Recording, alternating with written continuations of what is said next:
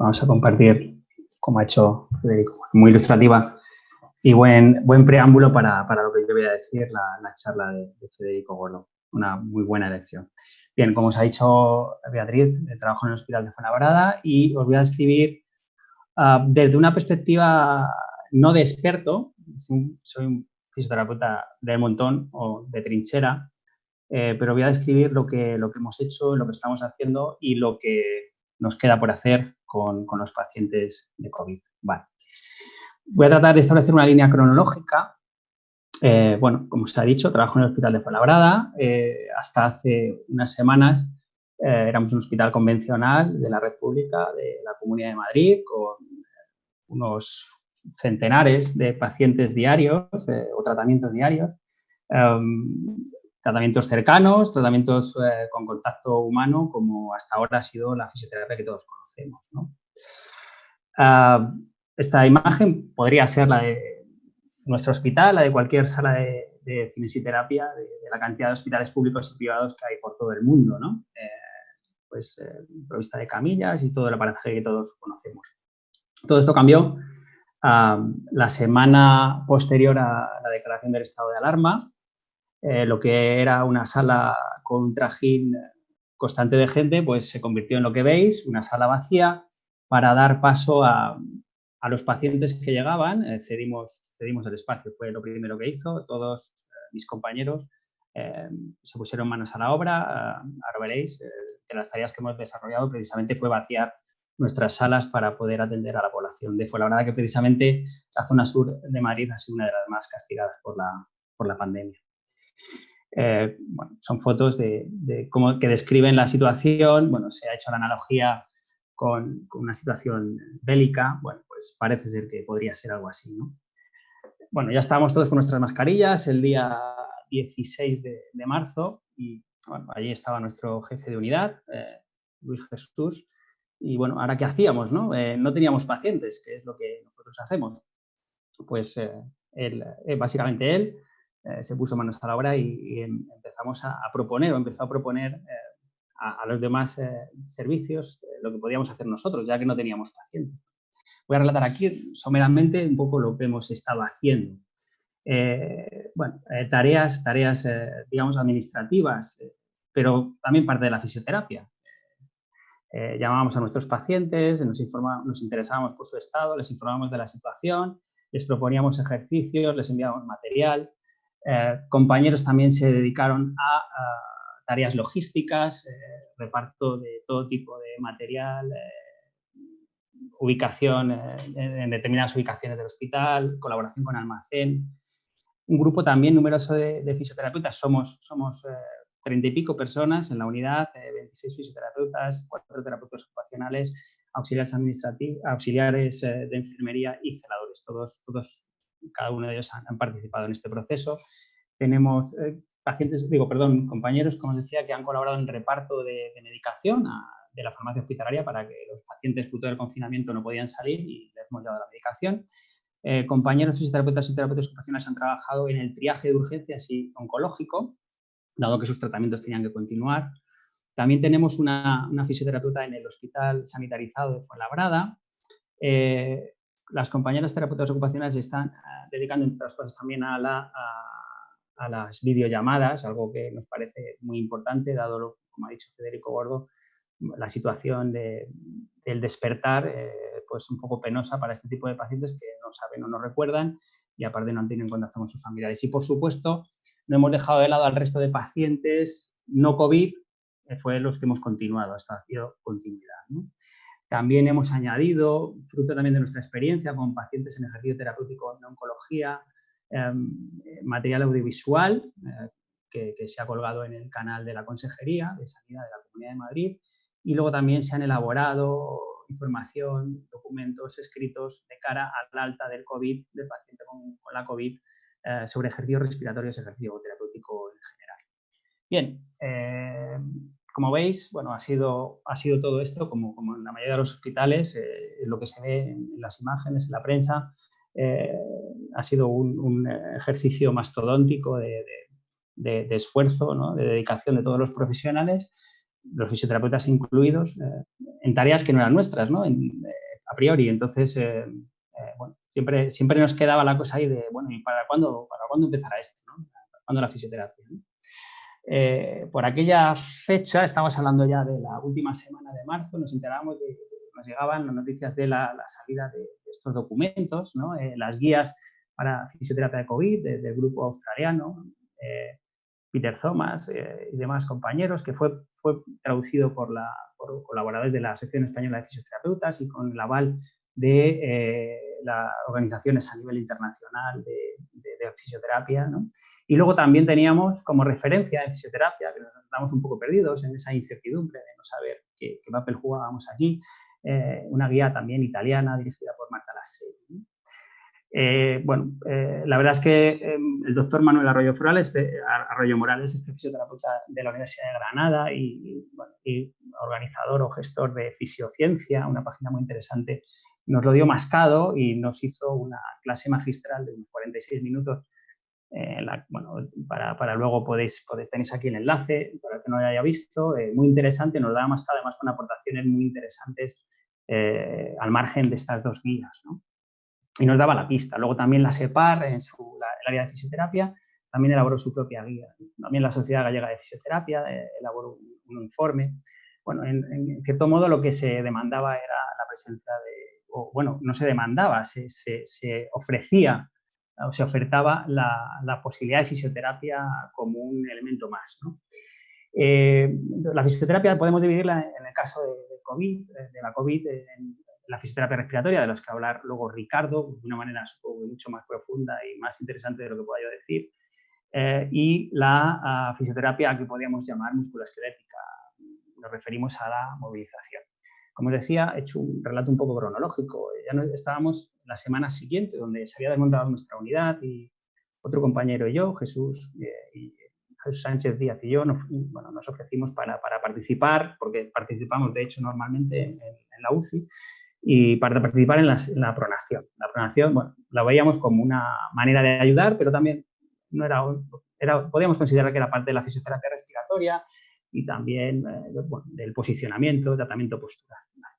En esas semanas, hasta el 30 de marzo, en el que ya basculamos hacia un tratamiento o algo más parecido a lo que consideramos fisioterapia, lo que experimentamos fue pues, lo que se ve en las imágenes, ¿no? La sensación de trabajar, de estar participando, de colaborar en algo para lo que nadie nos había preparado ni pensábamos que íbamos a ver, ¿no? La situación generada por la pandemia. La verdad es que hemos sentido que hemos formado parte por primera vez quizás del equipo de la UCI, ¿no? No solo nosotros, sino todos hemos tenido que ceder y cambiar nuestros roles. Hemos colaborado en todo tipo de tareas que se desarrollaban en la UCI y además nos hemos sentido reconocidos, apreciados y, como digo, todo se resume quizás en la palabra equipo, ¿no? Estar participando de algo histórico, pero aparte muy necesario, ¿no? Como es la labor de todos y cada uno de los profesionales sanitarios y no sanitarios.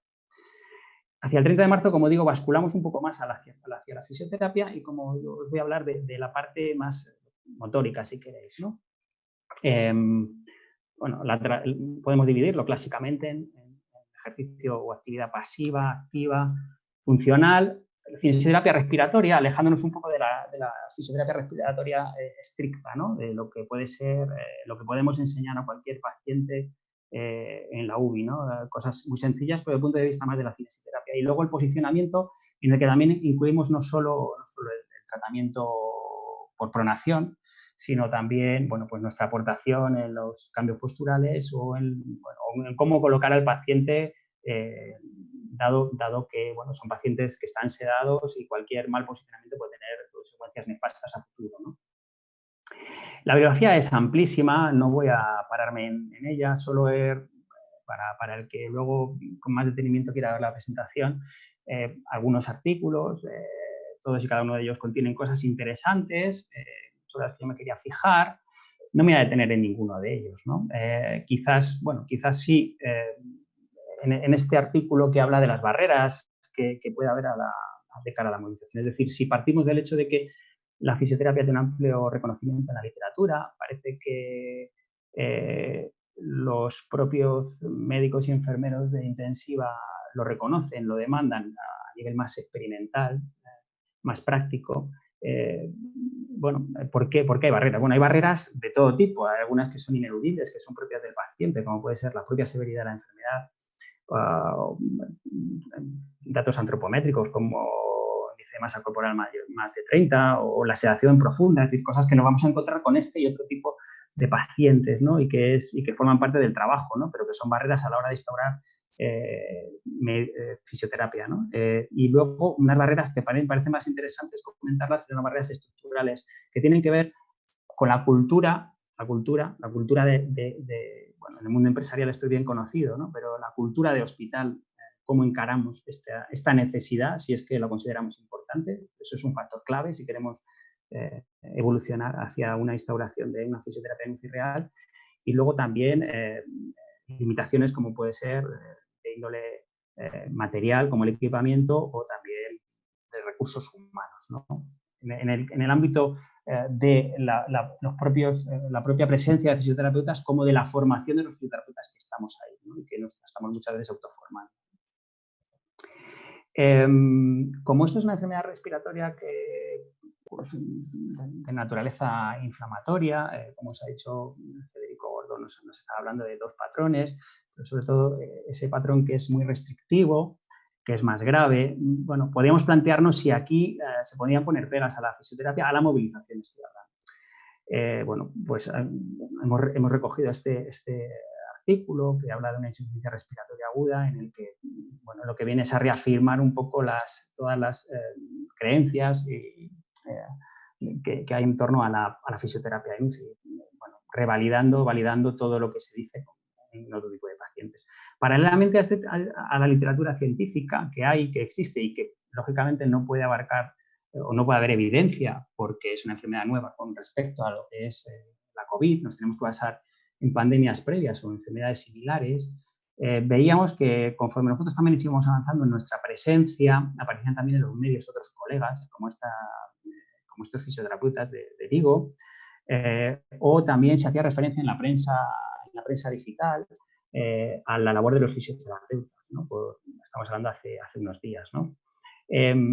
Recojo este artículo en concreto porque habla de la fisioterapia en el cono sur, ¿no? En Chile, bueno, habla de Argentina, pero se puede hacer extensivo a Brasil y a Chile, porque, bueno, realmente da un poco de envidia donde existe una kinesiología que llaman ellos, una fisioterapia intensiva como tal, ¿no? Entonces, bueno, sus aportaciones quizás puedan ser mucho mayores que las que nosotros hacemos.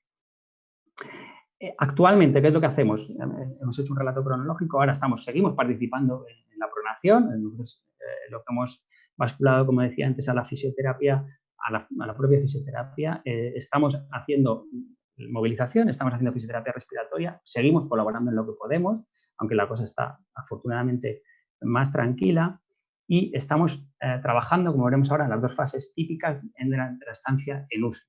Estamos haciendo labores de fisioterapia pasiva, activa y tratamientos funcionales.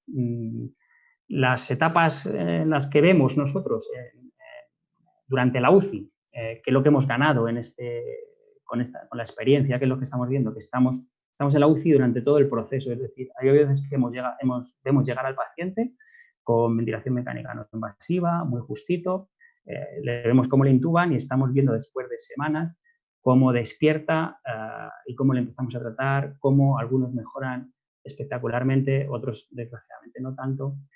Entonces es lo que estamos viendo nosotros en la UCI. Las dos etapas son las clásicas, la sedación y la fase del despertar.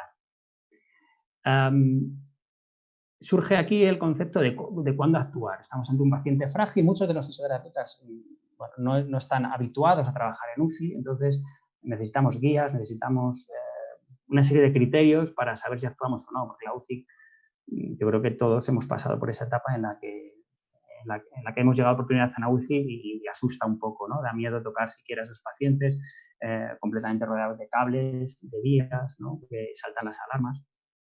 Entonces, bueno, hay referencias en la literatura, en la propia guía que hemos visto de la SEPAR, pero bueno, este artículo del año 2015 habla específicamente de la fisioterapia y las contraindicaciones y relativas y los peligros, ¿no?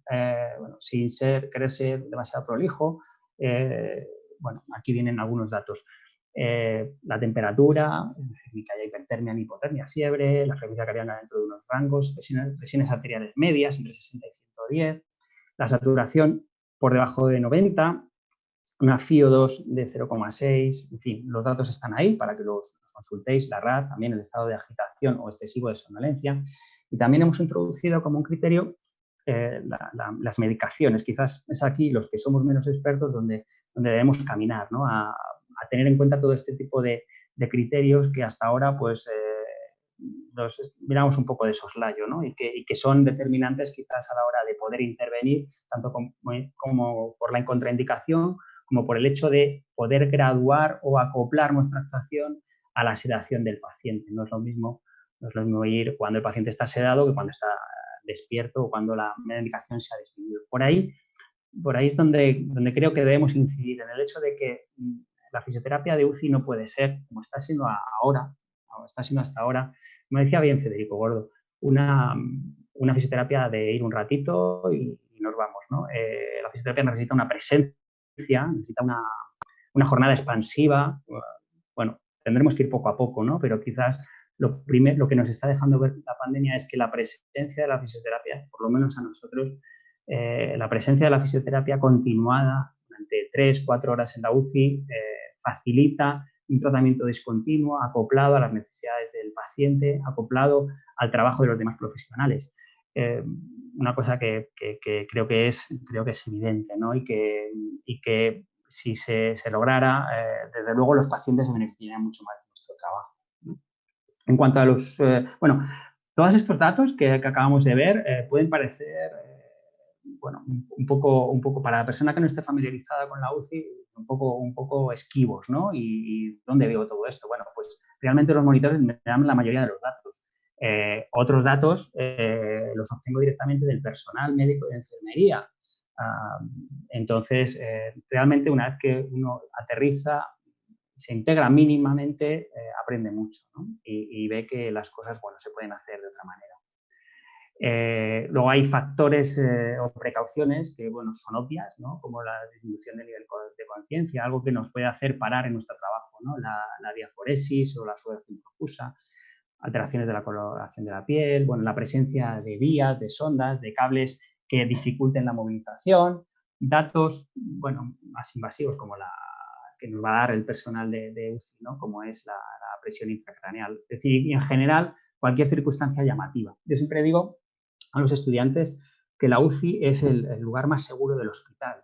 Nosotros sabemos que ante cualquier eventualidad hay allí profesionales de sobra preparados. Quizás no es el caso ahora, ¿no? Porque, por lo que decía antes de los cambios de roles, vemos que en las UCI se han tenido que adaptar y somos muchos los profesionales que estamos allí, pero que habitualmente no estamos, ¿no? Entonces, quizás haya que ser ahora también mucho más cauto y siempre echar de menos, de la mano, tirar de la mano de los que saben más, ¿no?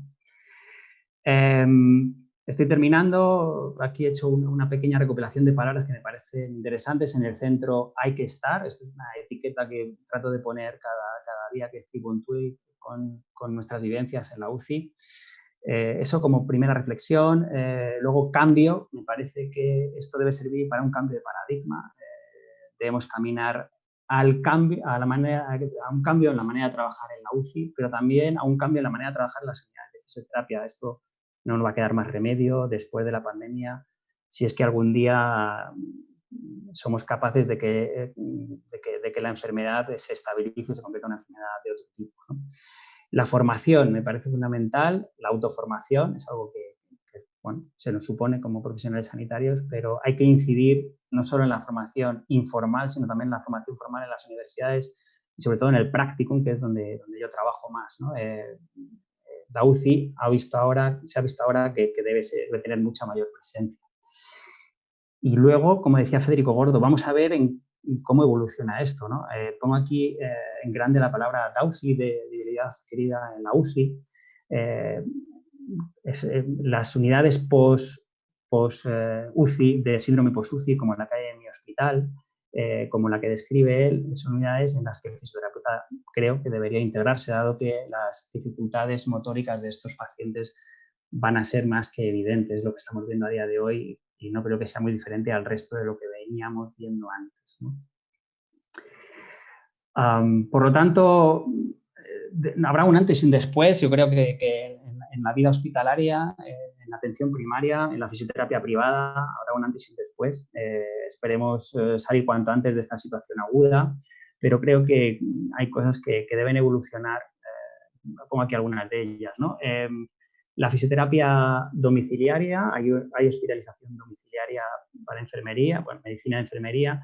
Creo que quizás sería una vía de actuación. La fisioterapia en atención primaria aquí va a jugar un papel fundamental.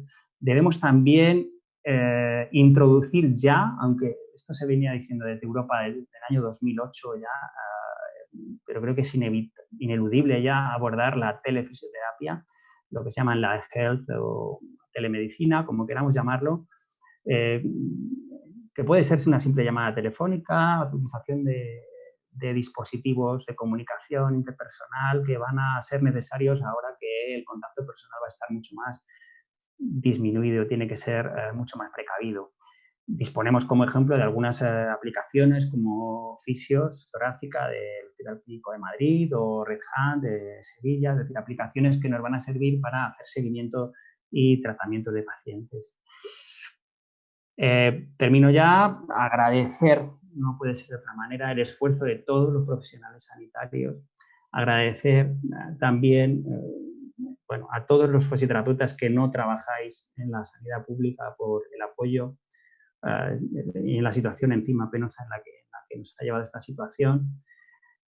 Por mi parte, personalmente, agradecer a personal de UCI, bueno, de mi hospital, que están muy involucrados, demandan la fisioterapia, nos valoran, nos reconocen y eso es el mejor premio que podemos tener. Forman parte de un movimiento que es Innova UCI, donde se tiene en cuenta pues eso, los valores humanos y la humanización de los cuidados de este tipo de pacientes y sobre todo el seguimiento de estos pacientes más allá de la UCI. Y termino con este dibujo de un compañero auxiliar de enfermería de mi hospital que creo que define claramente lo que estamos haciendo. Todos aportar desde el primero al último todas las categorías profesionales para sacar a nuestros pacientes